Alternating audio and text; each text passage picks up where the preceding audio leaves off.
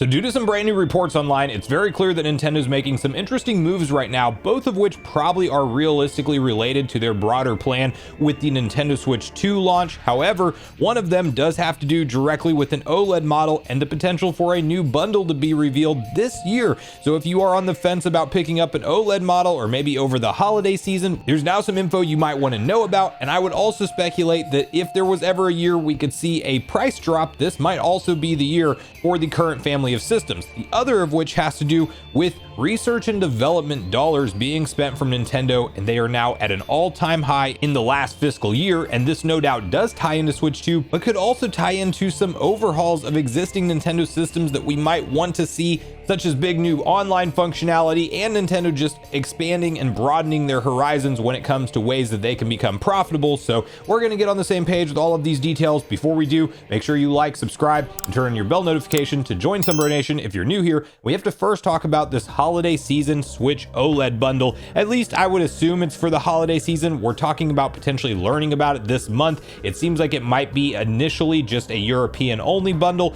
but one thing you know that Nintendo has done year in and year out as we inch closer to the holiday season, talking October through November and into December time, is really when they go heavy with their existing lineup of consoles, but doing some pack-in games to kind of justify the purchase in some consumers' minds that are maybe on the fence about picking up a Nintendo Switch console. And if you get a $60 game with it, it might just push you over the edge. So we've seen Smash Bros bundles, the age-old Mario Kart 8 Deluxe bundle, and even some you pick the game with like a digital voucher bundle for a few different games. But now we have some new claims from Bill Kuhn, who is a reliable source, and some people are conflating this with like maybe this doesn't mean we're getting a Nintendo Switch 2 announcement in September. Whether it happens in September or October, we'll have to wait and see. I still think it's happening 2024, but don't confuse this Switch OLED bundle story with that, because Bill Kuhn does have his sources in the industry and he's definitely been proved accurate. A lot of it is related to retail stuff, and so he would be privy to something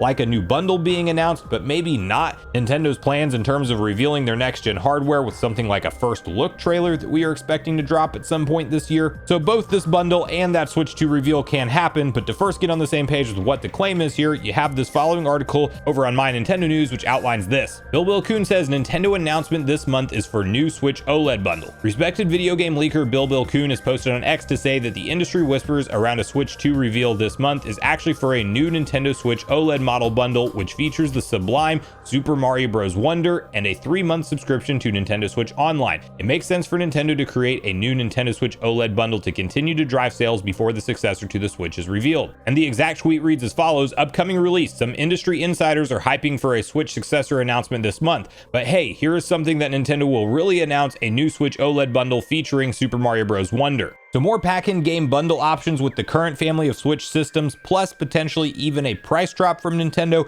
is 100% what I am expecting to see them do this holiday season to try to hit that 13.5 million units that they've communicated to their investors that they are aiming to hit this fiscal year. It's going to be very hard to do in literally a console's 8th year of sales. It's already 7.5 full years old on the shelf that it's been selling, which is an insane number, and Nintendo is going to have to start to pull some additional levers that they haven't yet in order to get consumers to go get this thing, because many people that have wanted a Switch have had the opportunity to get one at this point in time. And now with the official talk of the successor being around the corner, even from Nintendo themselves, there's going to be a camp of people that are just holding off to pick up anything Switch related until we do hear about the next gen console. It has also been pointed out that just because we're going to see Nintendo get aggressive with bundles on their current consoles doesn't mean that they can't do something like have their new successor announced and also do that at the same time. Because if you look at the 3DS lineup of consoles after the NX was announced, which we know to become the Nintendo Switch, well, they did the same thing where they did some aggressive price cuts and bundles across different regions. And so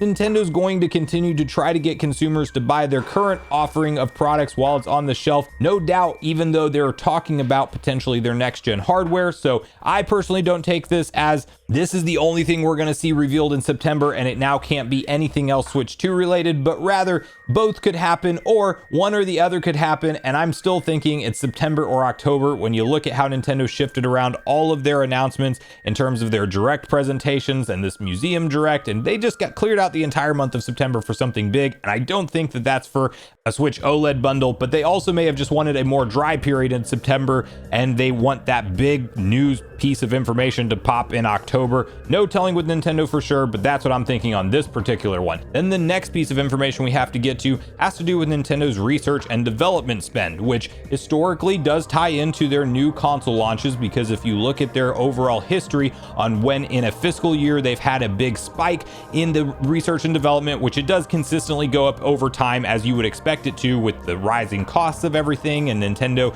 continuing to broaden their business as we've seen them do, now reaching into theme parks and media and all types of different stuff that they used to not dabble into before. You expect the spend to go up, but there's sometimes big jumps in this graph, and it specifically has been spotted that it happens whenever they're getting ready to launch a new console, because you have to put a lot of extra dollars behind all of the various ideas and bringing them to fruition for a new product lineup. But I don't think it's just tied to the successor system, because Nintendo is also going to evolve something else with this new next-gen hardware, and that I think will tie into a big overhaul for Nintendo Switch Online. And I do think some of the spend could be tied into that, them hopefully overhauling how we work with Nintendo Switch Online, the eShop, how it's integrated into the Nintendo Switch console or the Switch 2 console, whatever it ends up being called.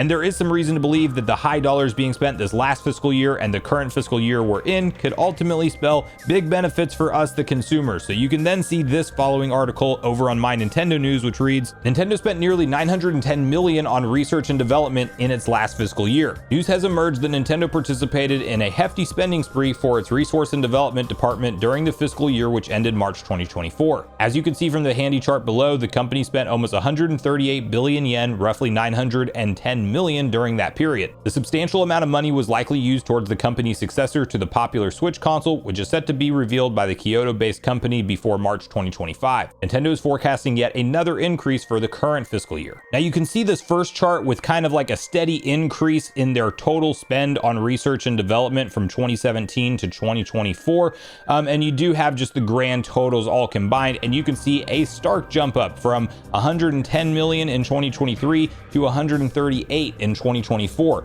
However, if you then look at this more detailed chart which breaks up the different quarters, and then you go all the way back to 2016, you can see kind of this giant spike in the beginning of the year on research and development cost, and that was right whenever Nintendo is gearing up the launch of their next gen hardware at that point in time. And we have that same spike yet again in 2024, which of course is an indication, and we know it, Nintendo's not trying to hide it, they are getting ready to launch their successor console. So part of that high expense is no doubt going to stuff like that. But I would also like to again tie this back to the idea that Nintendo can be putting this money in a lot of different areas of their business, and one area I think many people would agree that needs to be overhauled and updated to the modern age is Nintendo Switch Online. Not just from a content offering perspective, which I think they've done a lot better in the year of 2024 with being consistent around their updates for games, but broaden that out. What else are we getting for this service? Are we getting things like on-system voice chat? Are we getting things like the ability to send direct messages to other users?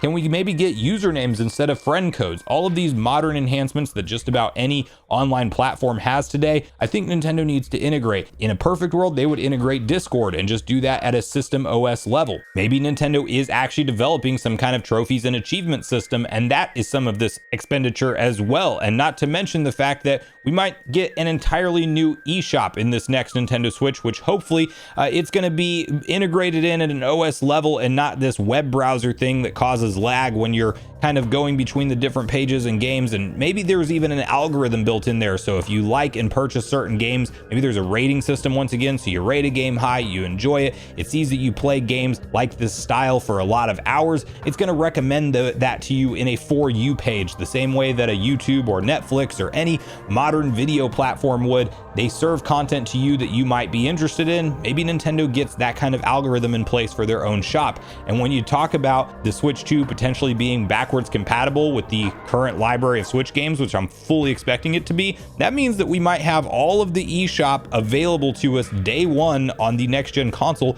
plus all the new games that are going to continue to come out and be developed for that console from a third party, first party, and even indie publisher type of perspective. We absolutely need a better way to sort through and go through and discover new games, and hopefully Nintendo is putting a lot of dollars towards that kind of stuff. But nonetheless, when they're spending money on research and development, that ultimately typically means for us, the consumer, we're going to get a better end product, and that is very exciting to me. But that's where I really want to hear from you guys at this point in the video on both the different stories we're talking about today and Nintendo's interesting moves here. Do you think that the OLED model console bundle with Super Mario Bros. Wonder, which is a good bundle to be fair, do you think that's all we're learning about in September, and that's literally going to be it from an announcement standpoint and radio silence, other than, of course, we'll see the launch of Zelda Echoes of Wisdom? Or do you think that there is something bigger, like a Switch 2 reveal towards maybe the 3rd or 4th week of September? Or maybe do you think that now slides into October? Or are you still team 2025 for a reveal? And finally, with the research and development cost at an all-time high, what do you feel like personally the best way for Nintendo to spend all that money would be?